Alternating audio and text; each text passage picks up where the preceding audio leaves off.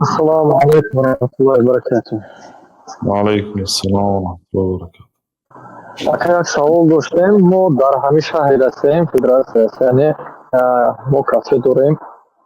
چی داره؟ اما وقتی که شما کافه یعنی مردم را تامین میکنیم در حالتی که شام میشود، بله. بعد که مثال مردم خورده میروند، حاجت همون وقت ساعت نمیشود که ترابیح اسپید کنیم. مثال مسجد کم فرای ما دورتر است، همین سبب اسپید کردن نمیتوانیم. در ماه رمضان یعنی بعدی افطار کار کار شدید؟ ما شونه کار میکنیم. شبانه. ده خوشا به حالتان. شبانه.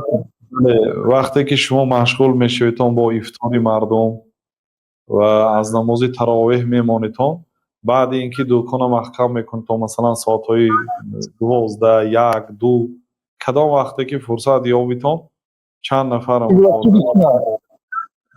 الهیده نماز تراویح خوانید؟ ما شبانه مثال تا سحر کار میکنیم. ما تا راستی سحر بشنید امکانیت نیست برای تراویح خواندن مطلقا؟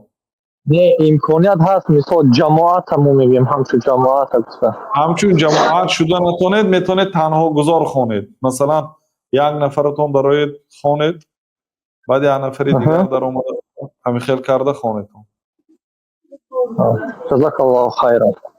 و ایاکم. جماعت یعنی شرط نه. کدام آدمی که تنها گذارم اگر نمازهای تراویح یا تهجد خواند، به همون حدیثی پیامبر صلی الله علیه و سلم نصیب دار میشد. گفتن که من قام رمضان ایمانا و احتسابا غفر له ما تقدم من ذنبه. کدام آدمی که شبهای رمضان نماز گذارد، گناههای ما تقدمش بخشیده میشه.